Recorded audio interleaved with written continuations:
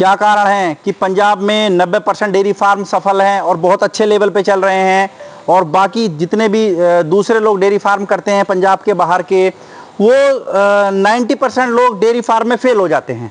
ऐसा क्या कारण है कि ऐसा हो रहा है?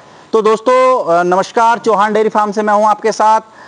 पिछले 2 से ढाई साल हमने लगा दिया है इसी चीज़ को जानने में कि ये जो फोबिया मार्केट में है कि किसी को बर्बाद करना है तो उसको डेयरी फार्म करवा दो, तो ये क्यों है? इसका कारण क्या है? इसका कारण ये है कि हमारे यहाँ कि 90% लोग डेयरी फार्म में फेल हो जाते हैं, जबकि इसकी तुलना में हम देखें पंजाब में 90% डेयरी फार्म बहुत अच्छे सक्सेस रेट पे चल रहे हैं। मैं अब कहूँ पंजाब में तो लगभग 100% ही सक्सेस रेट है, कोई हो वरना तो ज़्यादातर डेयरी फार्म बहुत अच्छे चल रहे हैं। तो दोस्तों पिछले 2.5 से 3 साल का तजुर्बा जो हमने किया है, मैंने पहले आपको किया था, कहा था कि हम डेयरी फार्म के एक अगली स्टेज में पहुंचने वाले, हम ब्रीडिंग पे और 25 लीटर के ऊपर की गाय पे जा रहे हैं। तो दोस्तों पिछले 2.5 साल में हमें ऐसा क्या कमी लगी हमारे यहाँ और पंजाब में, जो कि इतना बड़ा अंतर है कि वहाँ 9 लोग सफल हो रहे हैं और हमारे यहाँ 9 लोग फेल हो रहे हैं। हमारे यहाँ 1 लोग डेयरी चला पा रहा है और वहाँ पे 10 लोग डेयरी चला रहे हैं। तो जो दोस्तों 4 पॉइंट हमें लगे हैं, 4 मुद्दे हैं जहाँ पे बहुत अंतर है पंजाब में और हमारे यहाँ में। तो बाकी सब तो गाय वही है, करने वाले लोग भी वही हैं, कल्चर वही है, सबको पता गाय को खाना देना है और वो दूध देगी, यही है। लेकिन जो 4 मुख्य अंतर हो रहे हैं कि क्यों ऐसा हो पा रहा है कि यहाँ के सारे फार्म डेयरी फार्म बर्बाद हैं और उस लेवल पे नहीं पहुंच पा रहे हैं। पंजाब आज जहाँ 50 से 70 लीटर पे काम कर रहा है और हमारे लिए आज भी 20 लीटर तक की गाय की डेयरी चलाना एक बहुत बड़ा टास्क है। 20 लीटर तक की डेयरी चलाने में भी लगभग सारी डेयरियां फेल हो जाती है, 2-4 लोग ही चला पा रहे हैं जो कहीं ना कहीं इनडायरेक्टली पंजाब से टच में, इसलिए उनकी डेयरी चल रही है, सच्चाई ये है। तो वो आज मैं बताऊंगा वो 4 कौन से कारण हैं जो हमने महसूस किए हैं और उन 4 कारणों को हम अपने डेयरी फार्म पे अब अप्लाई करने वाले हैं, क्योंकि हम 25 लीटर से ऊपर जा रहे हैं। तो दोस्तों सबसे पहला जो कारण है जो हमारे यहाँ और पंजाब में बहुत अंतर है, वो है फीडिंग मैनेजमेंट। मतलब जो हम फीड दे रहे हैं, धरती और आसमान का फर्क है हमारी और पंजाब की फीड में। हमारे यहाँ जो हम फीड देते हैं, वो फीड देना हमारे दिमाग में कॉन्सेप्ट है, फीड का मतलब है केवल दूध वाले पशु को फीड देनी है और वो उससे वो दूध देगा। जबकि पंजाब में फीडिंग का मतलब होता है कि दूध तो वो देगा ही देगा, उसके साथ में पशु की सेहत भी मेंटेन होनी है, कंसीव में भी दिक्कत ना आए, और तीसरी सबसे महत्वपूर्ण चीज जो वो कर रहे हैं वो है बीमारी की रोकथाम, वो फीड मैनेजमेंट से कर रहे हैं। जबकि जितनी भी डेयरी फार्म पे हमने यहाँ विजिट की है, केवल एक ही टारगेट है, हमारा भी टारगेट यही था कि 4 किलो फीड खा ले और 20 किलो दूध देते, तो हम बहुत अच्छी खुशी में हैं। तो फीडिंग मैनेजमेंट का जो मेन फर्क है वो फीडिंग मैनेजमेंट है। मैं आपको समझा देता हूँ कैसे है। हम जो फीड दे रहे हैं वो मार्केट की तैयार फीड दे रहे हैं, जबकि वहाँ पे क्या है कि हम तैयार फीड देते हैं और पंजाब में लगभग 99% लोग अपनी तैयार की फीड दे रहे हैं। तो कंपनी अगर फीड बना रही तो उसके अंदर सबसे लो क्वालिटी के इंग्रेडिएंट डलते हैं, वो जब अपने लिए कोई खाना तैयार करता है तो वो बहुत अच्छे से कर रहे हैं। साथ में फीडिंग तो चलो हो गई, हम वो फीड के साथ में सबसे पहली चीज मिनरल मिक्सचर रहता है जो पशु के लिए बहुत आवश्यक होता है। वो बहुत हाई क्वालिटी का मिनरल मिक्सचर देते हैं और उसमें साथ में वो एक ट्रेस मिनरल देते हैं ज़्यादातर, जिसमें कि केवल प्योरिटी पशु के साथ में चली जाए। हमारे यहाँ तो मिनरल मिक्सचर बहुत अच्छी डेयरी फार्म वाले ही देते हैं, अदरवाइज किसान और छोटे डेयरी फार्म वालों को तो मतलब नहीं है, क्योंकि वो शॉर्ट टर्म के लिए काम करते हैं। तो मिनरल मिक्सचर वहाँ पे एडवांस है, साथ में ट्रेस मिनरल भी है। दूसरी चीज़ वहाँ पे जो है वो टॉक्सिन बाइंडर, जो बॉडी में टॉक्सिन्स जनरेट हो जाते हैं उसको कंट्रोल करने के लिए टॉक्सिन बाइंडर देते हैं। वो एक बेहतरीन चीज़ होती है जो बॉडी में पेट में टॉक्सिन नहीं बनने देती है। तो पंजाब वाले टॉक्सिन बाइंडर उनके यहाँ कंटिन्यूटी में है। तीसरी चीज़ होती है कि जब किसी पशु को हाई फीड दी जाती है, मिल्किंग वाला जो पशु होता है, तो पेट में कहते हैं ना एक सोडा बोल सकते हैं, बफर, जो बॉडी जो रूमन के पीएच को कांस्टेंट रखता है, पीएच भी मेंटेन रखता है, डाइजेशन में भी आसानी करता है। तो वहाँ पे मीठे सोडे के साथ देते हैं या फिर वफर देते हैं, तो वो एक एडिशनल चीज़ हो गई। ये तीनों चीज़ें हमारे यहाँ जो बाहर के डेयरी फार्म है, हम भी हैं, स्टार्टिंग में तो हम नहीं दे रहे थे। तो ये 3 चीज़ वहाँ पे मैंडेटरी हैं, मिनरल मिक्सचर, टॉक्सिन बाइंडर और वफर। इससे क्या होता है, टॉक्सिन्स बॉडी टॉक्सिन नहीं बनने देता है, मिनरल मिक्सचर पशु में कमजोरी नहीं आने देता, मिल्क प्रोडक्शन नहीं गिरने देता है और बॉडी में सब चीज़ें मेंटेन रखता है। और वफर जो है वो रूमन के पीएच को सेटल रहने देता है। तो जो हमें सबसे बड़ी कमी लगी है वो यही है कि वहाँ के और हमारी फीडिंग मैनेजमेंट में धरती आसमान का अंतर है। ये हमने खुद भी प्रैक्टिकल करके अनुभव किया है कि हमारी जो फीड थी, जो मार्केट की तैयार फीड थी, वो केवल दूध देने के लिए थी। आप देख सकते हैं कि जो इसका मैं प्रैक्टिकल भी आपको दिखाऊंगा कैसे है। जो हमारे पास गाय थी और जो हाई टेक्नोलॉजी के फार्म से हम गाय लेके आए, तो दोनों में कितना फर्क है, केवल फीडिंग मैनेजमेंट की वजह से है।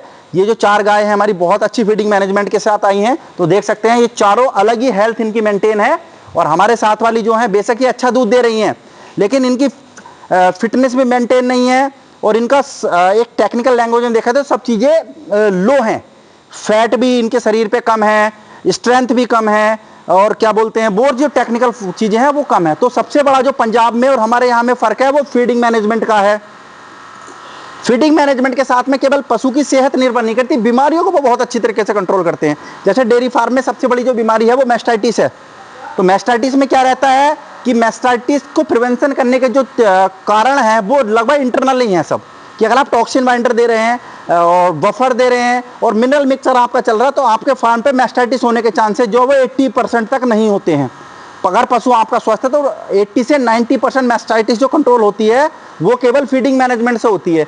हमारे यहाँ फीडिंग मैनेजमेंट नहीं है, तो हमारे यहाँ मैस्टाइटिस नाम की बीमारी अतिरिक्त हो जाती है। और मैस्टाइटिस डेयरी फार्म को बर्बाद करने के लिए सबसे बड़ी चीज़ है कि 20 गाय में आ गई तो ऑब्वियस सी बात है कि आपका थन भी खराब होगा, दूध भी गिरेगा और डेयरी फार्म में नुकसान भी जाएगा। तो जो सबसे घातक बीमारी मैस्टाइटिस है उसको रोकने के लिए पंजाब में फीडिंग मैनेजमेंट से ही वो इस बीमारी को रोक लेते हैं।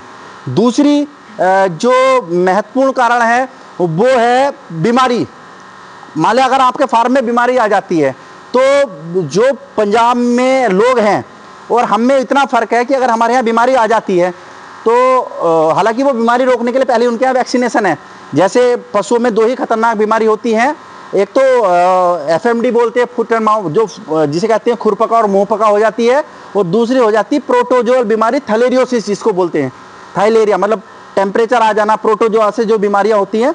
तो मैं खुद बताऊं हमारे फार्म पे बहुत बड़ी परेशानी है, हमारी 10 गायों में कम से कम थैलेरिया आया है। लेकिन पंजाब में या जो अपडेट डेयरी फार्म है वो पहले ही फरवरी महीने में, जनवरी फरवरी में इसकी वैक्सीनेशन करा देते हैं, और 2-3 साल वैक्सीनेशन होने के बाद फिर फार्म से थैलेरिया फ्री हो जाता है। तो कहने का मतलब ये है कि वो बीमारियों को पहले ही प्रिवेंट कर रहे हैं, थैलेरिया नहीं होगा, मैस्टाइटिस उन्होंने रोक दी। और महत्वपूर्ण चीज़ क्या है कि वो तो इनको रोक भी रहे हैं, उनके पास बेहतर इलाज भी है। जब अंदर तक आप घुसेंगे तो अब हमें पता चला है कि कहते हैं आदमी धीरे धीरे सीखता है, एकदम से नहीं सीख सकता है, कोई कितना भी पढ़ा ले, प्रैक्टिकल तजुर्बा प्रैक्टिकल होता है। मैं अपनी बात आपको बता रहा हूँ कि अगर हमारी किसी गाय को थैलेरिया हो जाए, वो तो होना ही है, 10 गाय को, तो दवाई लेने के लिए हमें 100 किलोमीटर दूर जाना पड़ता है। सच्चाई ये है। उसमें भी फ़ोन करके पहले पूछेंगे भाई साहब दवाई है क्या नहीं। क्यों? कारण क्या है कि आसपास का माहौल ऐसा है, अच्छी कंपनी की दवाई मिलनी ही नहीं है, आपको है ही नहीं। जाएंगे 3rd ग्रेड की दवाई आपको मिलेगी, लो क्वालिटी की दवाई मिलेगी, वो असर नहीं करेगी और आपका डेयरी फार्म बर्बाद। 90% केसेस में क्या देखा हमने कि पशु बीमार हो गया, लोकल से कोई डॉक्टर आए, आपको अगर जानकारी नहीं तो आपकी डेयरी बर्बाद होनी तय है। हम तो इसलिए झेल पा रहे। मैं आपको एक एग्जांपल दे देता हूं कि जैसे थैलेरियोसिस है, थैलेरियोसिस में मार्केट में बहुत दवाइयाँ हैं, लेकिन जो इसका मतलब सबसे अच्छी दवाई है जो वहाँ पे लगती है, जो पंजाब वाले जिस पे काम कर रहे हैं, वो MSG का बूटालैक्स है। वो इंजेक्शन लेने के लिए मुझे आज भी 100 किलोमीटर दूर जाना पड़ता है, तो मैं बिजनौर जाऊंगा, नहीं तो फिर इधर काशीपुर से ऊपर मुझे जाना पड़ेगा, और अवेलेबल चांसेस नहीं है कि वो मिल जाए। किसी पे ये मिल जाएगा तो दूसरी दवाई नहीं मिलेगी। तो दोस्तों दूसरा जो महत्वपूर्ण कारण है वो है बीमारी की रोकथाम। वहाँ पे क्या है, डाइट से कर रहे हैं और उनके पास बेहतरीन इलाज भी है। हमारे यहाँ क्या है, एक तो फीडिंग मैनेजमेंट हमारी नहीं है बीमारी को रोकथाम के लिए, तो बीमारी आ गई और बीमारी हमारे यहाँ आ गई तो समझ लो बर्बादी तय है, क्योंकि ना तो बीमारी के लिए अच्छे डॉक्टर हैं, और अगर डॉक्टर हैं भी तो आपको दवाई ही नहीं मिलेगी। मैंने आपको एग्जांपल दिया है। दूसरा एग्जांपल मैं आपको और दे देता हूँ कि थड़ में चढ़ाने की जो ट्यूब आती है मैस्टाइटिस को रोकने के लिए, येलेंट्रा MSD की, वो हमें खुद नहीं मिल रही है 5 दिन से।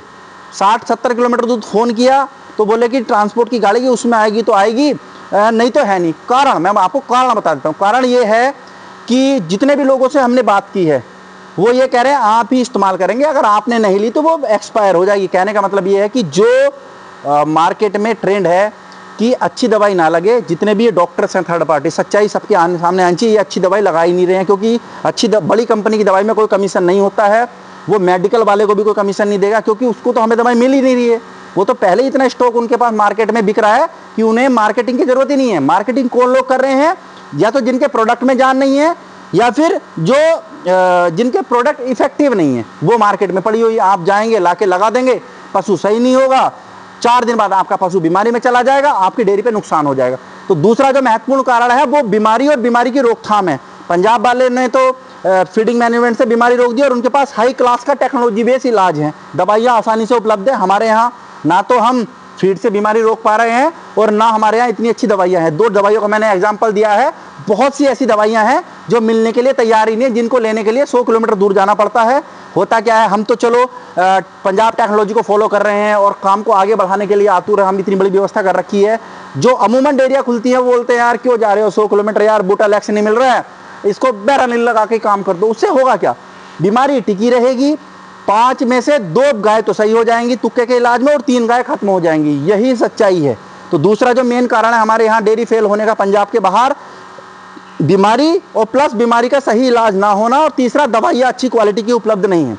तो तीसरा जो महत्वपूर्ण कारण हमें लगा है वो लगा है बहुत जल्दी फायदा चाहिए। पंजाब में जो काम हो रहा है वो ब्रीडिंग पे जाते हैं और ब्रीडिंग से अपने फार्म को डेवलप करते हैं, दूध से तो पैसा कमा ही रहे हैं, साथ साथ में अपनी ब्रीड भी तैयार कर रहे हैं। जबकि कोई आदमी जैसे पंजाब से कोई भी आदमी गाय ला के काम कर रहा है, हमारे ब्रांच से तो डायरेक्ट पैसा चाहिए, कमाई बहुत जल्दी चाहिए हम लोगों को। कमाल जल्दी चलने के चक्कर में क्या होता है कि 30 लीटर की गाय तो ले आएगी, पंजाब से ले आए, लोग कहते हैं कि पंजाब से आई गाय खराब हो गई, तो सारी गाय खराब नहीं होती हैं। होता क्या है, गायों को हम खराब कर देते हैं। एक सच्ची कहावत है, गायों में बीमारियां नहीं हैं, जबकि गायों में बीमारी हम पैदा करते हैं। तो हम 30 लीटर की गाय ले आते हैं, फीडिंग मैनेजमेंट कुछ करते नहीं हैं, न टॉक्सिन मैंड्रा सोडा अतिरिक्त चीज़ें देनी है, मिनरल्स के टैबलेट जो देनी है, वैक्सीनेशन जो करानी है, फीड अच्छी क्वालिटी की देनी, वो हम दे नहीं पाते हैं, तो गाय हमारी जो है खराब हो जाती है। तो पंजाब में क्या है, लगभग 2.5 साल में हमने जो देखा है कि वो अगर गाय आ गई है किसी भी फार्म पे, जो भी शुरुआत कर रहे हैं, तो वो अच्छे सीमन पे काम कर रहे हैं, अच्छे सीमन पे काम कर रहे हैं, कैसा भी बच्चा हो। अगर आप एबीएस जो कंपनी है, एवीएस हो या वर्ल्ड वाइड शायर हो या डेनमार्क के जितने भी हैं, तो वो 1-2 पीढ़ी बाद बच्चे तैयार करके अपने 3-4 साल में अच्छी डेयरी बना लेते हैं। हमारे यहाँ क्या है कि अच्छा बच्चा जो पलता है वो काफ़ी खर्चे पे पलता है। हमारे यहाँ क्या है, गाय आ गई है, सबसे बड़ी दुविधा केवल यहाँ ये नहीं है कि किसान ब्रीडिंग नहीं कर रहा है, ब्रीडिंग किसकी करे भाई। लोग हमें बोलते हैं ब्रीडिंग, भाई ब्रीडिंग कर कैसे लें, ब्रीडिंग आपको बर्बाद कर देगी अगर शुरू के 2 साल में आपने कर लिया। कैसे, मैं आपको बता देता हूँ कि हमारे पास 15 बच्चियाँ हैं, हमने एक को भी सिस्टमेटिक तरीके से नहीं पाला। क्यों नहीं पाला है भाई, ब्रीडिंग जब आप करते हैं, पशु को जब आप स्टैंडर्ड फीड पे पालते हैं, तो कम से कम वो अपने जब तक बच्चा देती है, जब तक 80 से 90 हज़ार रुपये खाएगी। 80 से 90 हज़ार रुपये आप किसे खिलाएंगे, जो कम से कम 1.5 लाख रुपए की आपकी गाय तैयार हो, जो कम से कम 25 लीटर दूध दे, उसकी तो वैल्यू बराबर होके जा रही है इसमें। अब रहता क्या, आप कहीं से गाय लेके आए, नया डेयरी फार्म में डेयरी शुरू की, अगर वो उन बच्चों को पाल लेगा तो उनका कोई रिकॉर्ड नहीं है, पता चला आपने 80 हज़ार 90 हज़ार रुपये खुला दिए और वो दूध केवल 15 लीटर दे रही है, उनकी मार्केट वैल्यू 40-50 हज़ार से ऊपर नहीं है। तो ब्रीडिंग हम शुरुआत में ब्रीडिंग नहीं कर सकते। जैसा अब मैं अपना भी एग्जांपल आपको दे रहा हूँ, हमारे पास 15 बच्चियाँ हैं, लेकिन मैं प्रैक्टिकल रूप से कह रहा हूँ कि उनमें से कोई भी बच्चा 20 लीटर से ऊपर नहीं जाएगी। क्यों? क्योंकि वो अच्छी क्वालिटी के सीमन गाय के साथ में नहीं आए थे अभी। और दूसरी बात, मेन वजह मैं आपको बता दूं, पंजाब में बहुत सोर्स है, बहुत स्कोप है कि सीमन वाले भी अवेलेबल हैं, हर क्वालिटी का सीमन है, हर जगह पे बहुत बड़े स्तर पे काम हो रहा है। हमारे यहाँ सीमन ही नहीं है। मैं अपने यहाँ की बात बता दूं, मैं ज़िला बिजनौर में हूँ और पूरे ज़िला बिजनौर में मुझे कोई ऐसा डॉक्टर नहीं है जो एबीएस का सीमन जिसके पास हो या जो रख ले। उसमें डॉक्टर्स की कमी नहीं है, कोई फील्ड में लगवाने कोई तैयार नहीं है भी तो वो आपके लिए क्यों प्रोक्योर करके रखे। फिर तीसरी चीज़, जो सबसे बड़ी चीज़ है, फर्जीवाड़ा। मेरे लिए एक विशेष डर ये है कि अगर मैं किसी डॉक्टर से कहूँ कि मेरे लिए एबीएस का सीमन ला के लगा दे, तो हमें नकली, आजकल तुम्हें पता है घी नकली है, दूध नकली है, मैं बोलता हूँ सब कुछ नकली बनने के लिए तैयार है, तो हम सीमन पे कैसे विश्वास कर लें। तो हमारे यहाँ जो सबसे बड़ा फेलियर है, जो अदर स्टेट के लिए रहता है, वो सीमन की अवेलेबिलिटी बहुत मुश्किल रहती है। या तो आप कंटेनर रख ले, अपना कंटेनर आप रख लेंगे तो 40-50 हज़ार कंटेनर है, प्लस उसमें हर महीने गैस रिफिलिंग करनी है, कंडीशन बहुत बढ़िया रखनी है। तो तीसरी जो मुख्य दिक्कत डेयरी फार्म, पंजाब के बाहर के जो डेयरी फार्म फेल हो रहे हैं, उसमें ब्रीडिंग प्लस सीमन की अवेलेबिलिटी ना होना भी है।